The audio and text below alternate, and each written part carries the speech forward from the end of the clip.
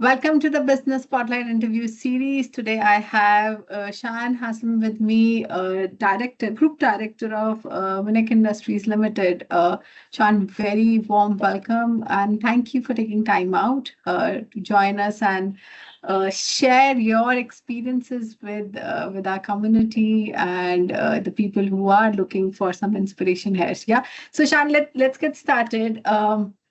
If I want to understand more about you and the business, what is the story behind it?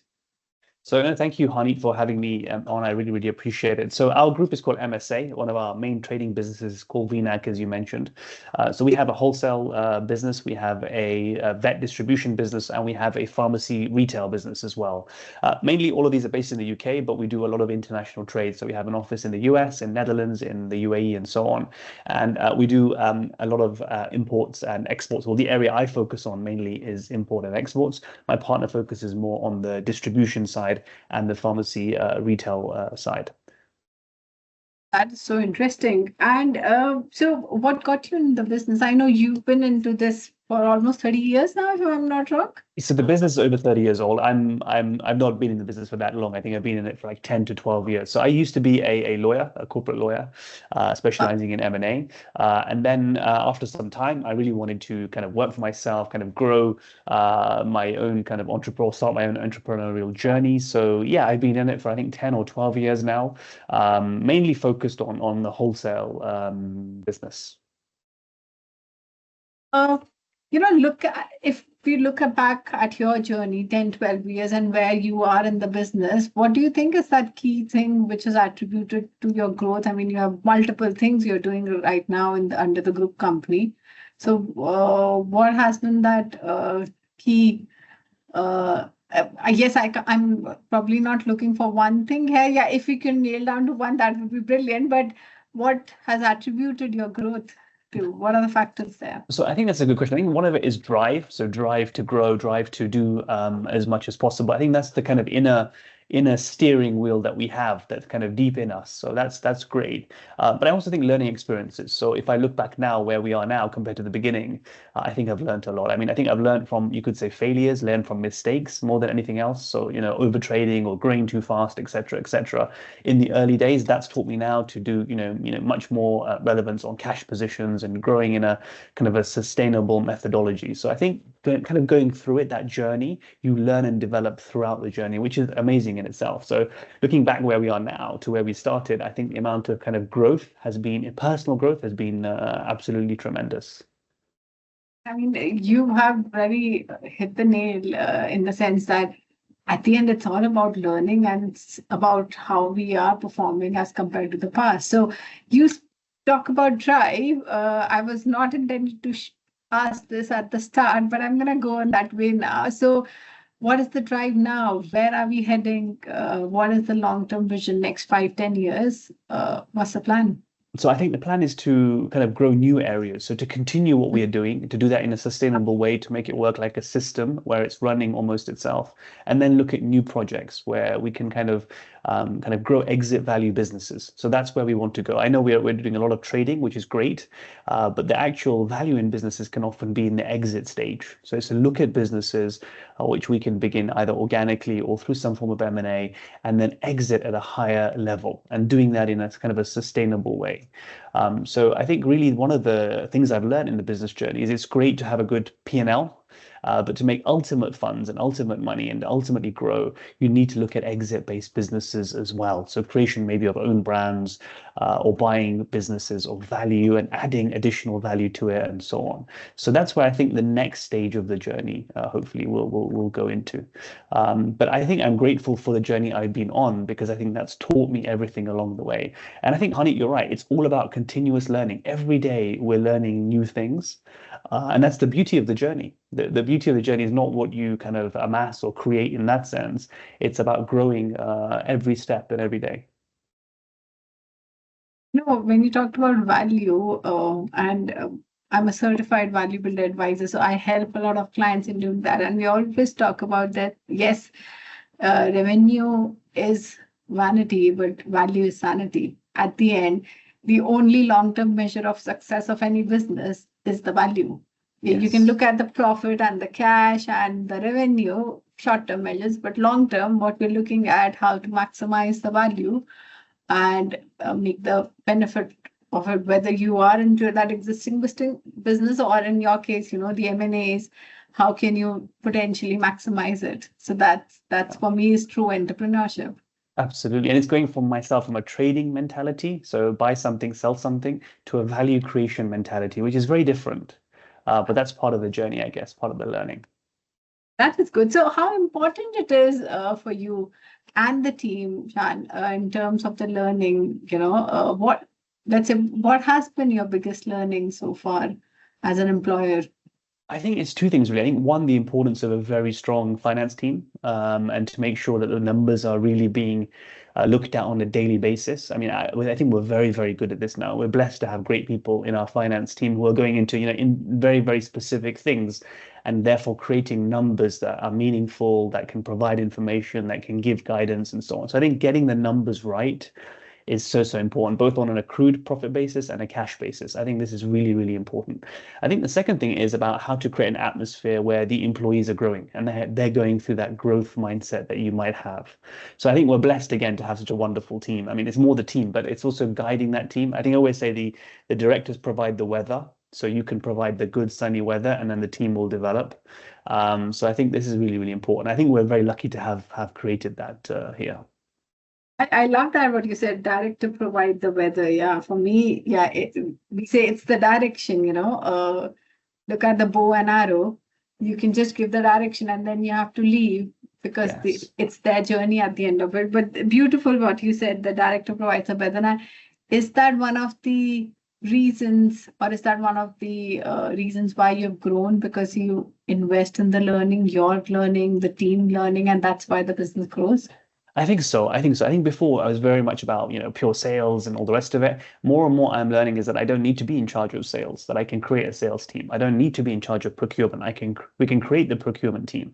And then that system should work without me being present. The less present I can Yeah. be, the better it can grow. And that, to be honest, is a 12-year journey. Completely different from I can understand. before. Yeah. Before it was I had to do the sales and the buying and the stock analysis and all that type of stuff. And so it was a lot of control. Whereas now it's less control and more giving away, you could say, ownership to people to grow and develop. And kind of, I want them to also kind of develop to the next stage and the following stage and so on and so forth. So it's a real mindset shift. I think if you go back now, and it would be completely much more phenomenal growth, I'm sure, if we went back with this mindset 10 years ago. But that's what you develop over time. So in a way, that's a blessing. So is it, how does, so I'm just thinking, so there's this visual, I remember looking at one of the book where someone is just holding on to the vine and saying, God, help me, save me, someone. And the God is saying, let go of the vine. And the person is looking, no, there is no one, I can't let go of the vine. But the fact Yes. is, once you let go, then only the help will come in. Exactly, So exactly, absolutely. And once a team feels ownership, they then want to progress and grow it and develop it. And how if does you, that, how has that impacted your business now I think when it's you doing have it. One, let it's go? made my work-life balance a lot better, a lot better, and that allows you to look at other things as well. And I think secondly, I think having, that kind of time leverage has helped tremendously. So I can have more time to do other things and like kind of grow and think more strategically. And also those who are doing the sales or the purchasing or the coordination, administration, they also feel that they can add their areas of improvement. So, the blind spots get covered much more. So I think that's the right way to do things. And my recommendation really to any business owner is do not try and do everything yourself. Do not try to be kind of overreaching or overbearing. Try the other way. Try to create a team that feels the ownership, that, is kind of themselves propelling things forward. You remind me of a statement we say, you can do anything, but not everything. Absolutely. That's such a good Uh, statement. but that's so true what you just mentioned, and that's where the growth comes in because you hire smarter people, you delegate, you create systems, and the team runs the system, and you lead the team. So they're just purely running the systems because businesses are run on systems. Yeah, So that's absolutely. such a good share. Sean, what I'm thinking now, see, businesses are there are always challenges at the back of it. Yeah, I mean, behind the scenes, lots happening, and I'm sure at your place, lots would be happening. So from where you are right now and the business, and where the long-term vision is, to bridge that gap, where do you see a challenge? Because when I speak to business owners, I see most of the challenges fall in either of the three categories. Either it's time, or it's related to money. Yeah, more leads, more clientele, getting some sales and marketing, or it's more on the team, where we need to get the team performing at a better level and get the team. So where do you see the challenge currently? So I think, well, I think definitely on team, it's about how to integrate more members into the team, for example, in sales or in purchasing, without upsetting the current dynamic. So how to do that and to give everyone the level of growth that they need and deserve, I think. So that's one thing. But that's a good challenge. That's a positive challenge, I think. The other challenge for us, I think, is more and more diversification of where we sell and where we export. So we're very US and European focused. We need to really work on getting into the Far East and into other markets like the African market and so on. So this diversification element needs to be thought through, especially with what's going on in the US and so on. So I think there is an element of kind of also creating more of a moat around the business. So having more customers in different countries so that, if there's an effect in one country, it doesn't affect the business so much. So this is another thing that we need to start working on. The last thing with our pharmacy is obviously we're very government reliant. The government is our client, so we need to think about again, how do we get different pools of income in that area to again provide greater insurance. I think as we get into this journey more, it's about creating more of a moat around the business, creating more security in the business, not just going for blind growth, so that we can make it as much sustainable as possible. I was about to say that is sustainability the vision, long-term sustainability of the business. Yes, I think absolutely, absolutely. And more value creation, finding opportunities for creating kind of long-term value. But definitely, and you can definitely see I'm making a couple of notes here because some golden nuggets key point here. It's all about creating a sustainable business, because imagine if the foundation is not strong and you put another roof on top of it, what happens? Yes, absolutely. And I've learned that from history. I've learned that, Yeah, you've learned the hard way. The Yeah. hard way, absolutely. But that's how journey is. And when we learn, I have a 10-month-old toddler in my house, and every day I see that kid crawling and trying to stand and then fall again and then trying to stand. But you know what? That's how journey is, and we learn and move forward. I think that's the number one kind of nugget to take away, actually. So, the number one nugget, I think, is, in your journey of business, you will have tough and difficult and hard days, but the biggest growth is from those days. So the greatest university, is not the degrees, I think. The greatest university is the university of pain. So when you go through pain and suffering, and then you go through the other side, and the learnings you get, that's the best thing, you could pay for. So sometimes when you make a loss in a business, just think of it as if you've just paid for a massive learning, and make sure you take that learning on to the next stage. It's so true. I'm reflecting on. You remind me of a quote which I heard from Jim Rohn. I don't know if you have heard his name. Yes, He's great guy. Yeah, Absolutely fantastic. Great guy, absolute world's best. And he said, you in your life, one has to experience one of the two pains. Either it can be the pain of discipline or the pain of regret. Yeah, That's the choice you make. absolutely. And you have to choose discipline, the pain of discipline. Yeah, exactly. Because that's the way forward. If you don't do that, then there's a lot of pain of regret. Why didn't we do that earlier? Yeah. And that's the lingering pain. I like that. That's the lingering pain, because it will not let you sleep. So, yeah, I mean, whoever is watching this, we've just got a very, very, I say BFO, it's a blinding flashes of the obvious. We've got a BFO that if you are sitting on that fence, so take that pain of discipline rather than the pain of regret and move forward, because that's how you learn and grow faster. Absolutely. Yeah. Absolutely. So, Shan, to end this, generally I would ask people what is one advice they would give to their younger self. I know you're very young, so I'm not going to ask you that. I'm going to reframe it. Yeah. So I'm going to ask you, if you had to start everything from the start, from the scratch, What is that one thing you would do differently? I would focus first on only one business.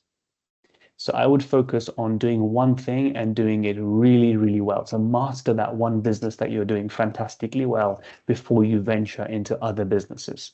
And this is a life lesson for me. So when we started, we were doing trading and then pharmacy and then so on and so and building a lot of building blocks. And I feel going back on a cash basis, A, you will make more money that way. B, you will bleed less money out. So you will keep and retain more funds. The best thing would be to do one thing very, very, very well. Something you're passionate about, something that you're good about, and so on. And then to build a team that can run it sufficiently and kind of in a systematic way before you move on to project two. And that's my kind of life lesson. Like I look back in the last, say, 10 or 12 years and say, if I did something again differently, I'd repeat the journey, but do it one thing really, really well at one time. And then over time, you can look at other ventures. Oh, love that, Chan. I can't tell you. I mean, I'm just 100% relate to what you say, and this is what we actually do. We help businesses, create a commercial, profitable enterprise that can work without them. It's like having a choice. And then we move on to the scaling and, just repeating it Exactly. because we have nailed the foundation. We've got everything. And it's about, okay, it has become a well-oiled machine. Now let's scale it. Yeah. Let's move Yeah, to different phases. absolutely. So focus is everything, I think. And that's Yeah. the one kind of brain tattoo that people need to have. Yeah. And I think, we've done really well. I'm happy with it. But if we went back, this, I think, would take us even further, and give us even greater progress. And I think you could still reach the same destination, but you'd Yeah. be much more kind of stronger throughout. And I think that's a suggestion from me. Absolutely. Love that. So focus what matters the most. Absolutely. Yeah. And go with it. Shan, it has been wonderful. I mean, if I can show you, I've taken a couple of notes myself. It has been such a great meeting you. And once again, thank you for joining us. No, thank you. Thank you so much for the opportunity.